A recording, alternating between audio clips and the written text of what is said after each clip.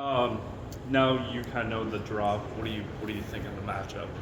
Obviously, Baylor's an outstanding team. I mean, they're a top 20 team. I think they're 24-6, playing. I think they've won 6 in a row. Looked really good today. I think the biggest thing, defensively, they're really getting after it. I mean, they are pressuring the ball. My grandson Will was sitting with me. He goes, "Grandpa, they look like our men's team."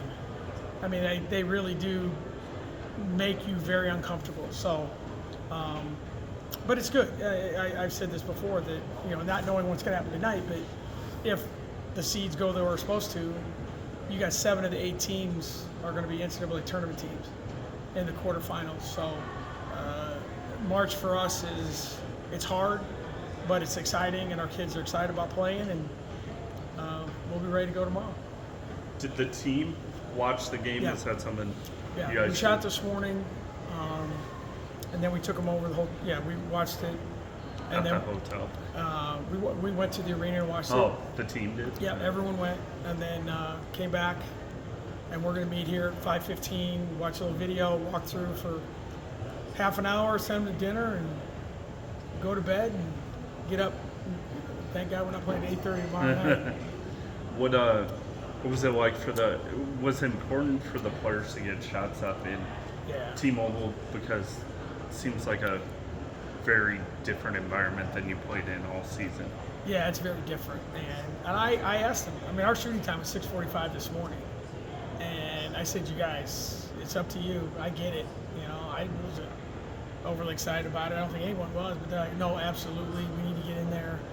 I mean, it's a big place, and there's not many people in there in certain times. So it was huge. And I think the other part of it, not a big deal, but helps a little, is we're the first game, so we can get on the court a little earlier than between game things. So, but this morning I think was important. I think they felt good about it. And, but the idea of you look at all the games in this tournament so far, the first quarters have not been pretty. I mean, a lot of missed shots. Even the staff was joking. Okay, we're gonna have a pool. Who shoots the first air ball? I mean, you're nervous. You're in a new arena, different basketballs. NCAA balls are different. So, but I'm glad we went this morning. So you gave them the option? Yes. So if you don't want to do it? It was their choice. I mean, we were our assigned time was 6:45 to 7:30 this morning, and I said, "You guys, it's up to you. Talk about it." Emily talked to them, and it was.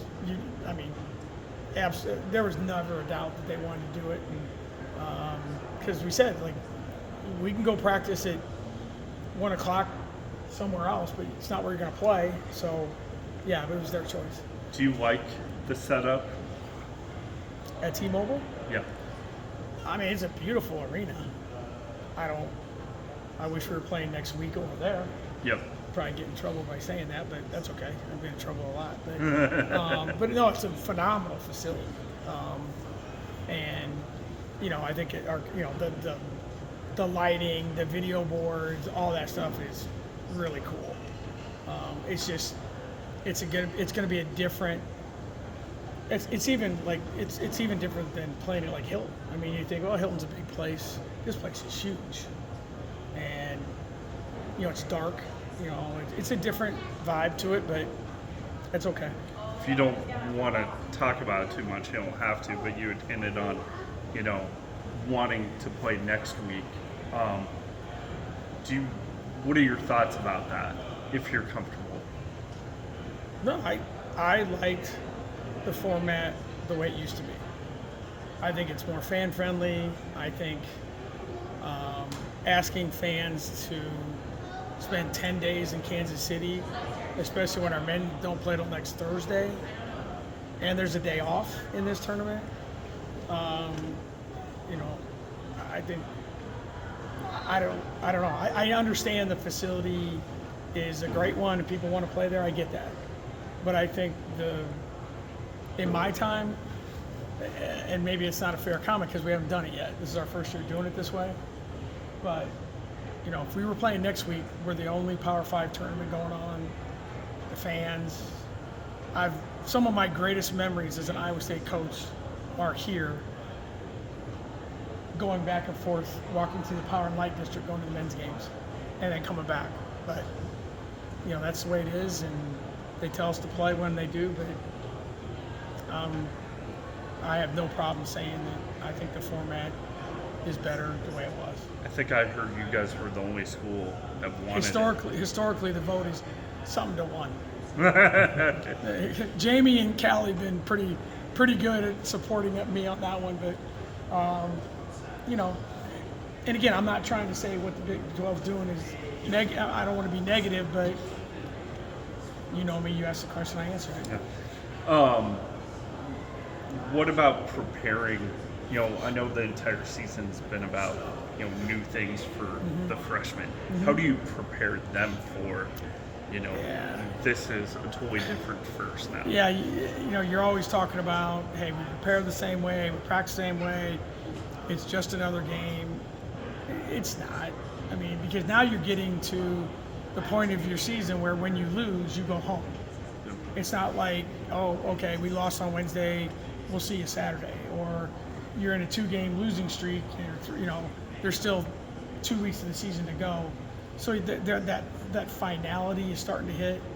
And all of them, every kid on our team, some of them have won state championships and some of them lost early. So they all have that sense. The biggest thing for us is it's always been like, hey, when we walk out of there and if we lose tomorrow or we lose whenever, at least be able to walk out of there and say, hey, we played as hard as we could play and the other team was better. And that's okay. I mean, there's 14 teams in this league and one team gets a trophy. And if you get in the NCAA tournament, everyone loses except the last team. So it's not, the finality of that can't be what your focus is. And I think the other thing that we've tried to do is, you work so freaking hard to get a bye or to get,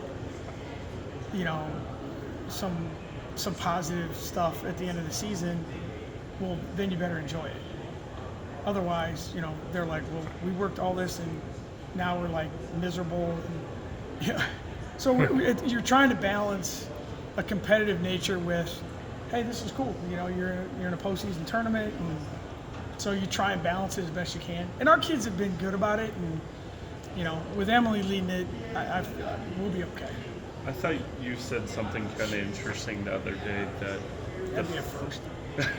the photo of you and your family at last year's tournament was extremely special. Yep. It's something you even want buried with you. In my casket, absolutely. What was it about that photo, that experience, and that made it just so special? Well, I wonder because you probably have tons of photos, tons of memories. No, yeah, we do. But I think for me it was like this. I love my job, and I'm really lucky to have the job that I have. But it's hard on your family. I mean, it is really hard. I mean, they hear things, they see things that aren't real pleasant sometimes, and you're not there all the time, and you miss stuff, and they didn't miss that. Now, I can't get back some of the stuff that I missed in their lives, but that was something that they got to experience. We all got to experience it together, and I just think it's one of those things that you don't get many moments like that in life, let alone in coaching. And so to have a moment that a lot of people thought was pretty cool be a moment that I got to share with the 9 most important people in my life besides our team, I like I said, that's an all-timer for me. You talk about the Iowa State way and just playing Iowa State basketball kind of ad nauseum at times, right? But that 4-0 stretch to end the season, and that was obviously a goal of you guys, but did the way that your team played there, how do you get that to carry over? And how important is it that they played that way and they showed that in those 4 games leading up to this one? No, I think it was really important, and you hope that it carries over.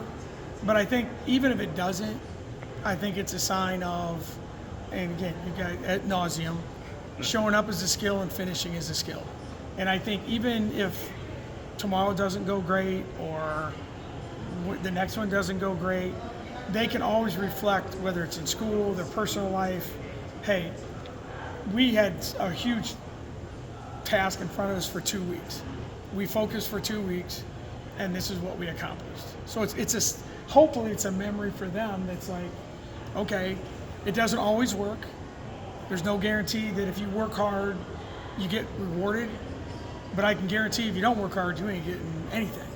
So hopefully, more so than what it carries over for basketball, I hope it carries over for them to like, all right, we made a collective commitment to really buy in for 2 weeks, and look what happened. Now, yeah, it worked out great, so you can play that card now.